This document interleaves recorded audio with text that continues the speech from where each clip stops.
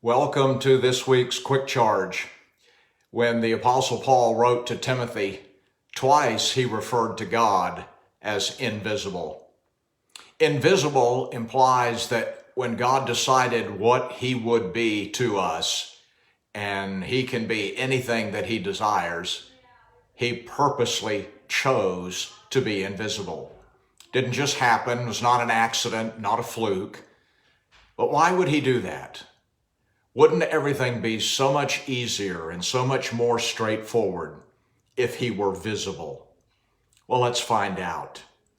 Invisibility actually makes God more productive. You see, when you're invisible, you can go anywhere, do anything, and be anything without limitation. Just imagine how much more you could do if you were invisible. So many limits and restrictions vanish instantly.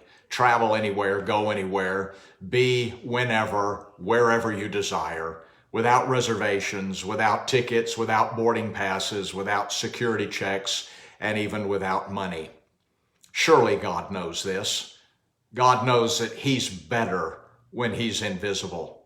He's a much better God to us and for us. He can do more when he's invisible. You see, when Peter was in prison, he needed someone invisible to get in, to unlock the doors. None of his friends or his fellow prisoners or even those prayer partners on the outside could do that. They couldn't even unlock the front door after he escaped. God is much better off being invisible. In fact, he only shows himself and becomes visible when it's absolutely necessary and when there's no other way. Why do you think it took nearly 3,000 to 4,000 years for Jesus to show up? Jesus didn't become manifest or visible until there was no other way, until he absolutely had to, when God declared, "I looked, but there was no one to help." Then he came, he stayed a while, and was gone again just as quickly. And for most of his 33 years of visibility on earth, he was hidden in plain sight as a carpenter's son.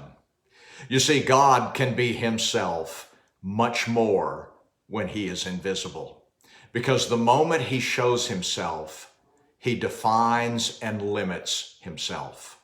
The minute he visibly shows me a form, a picture, an image of what he is, that limits who he really is for me.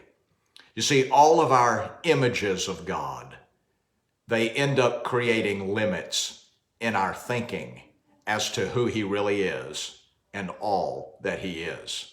When the children of Israel were in the wilderness, God showed himself because he had to, because people were dying and they were being bitten by serpents. And he showed himself in the form of a brass serpent. But they ended up worshiping that image of God rather than their God.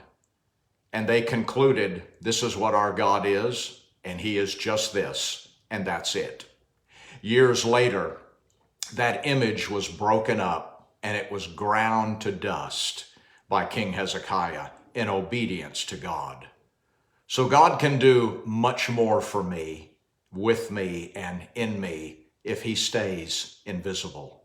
In short, he can be himself, his amazing self. Join me next week for more of our amazing, invisible God. God bless.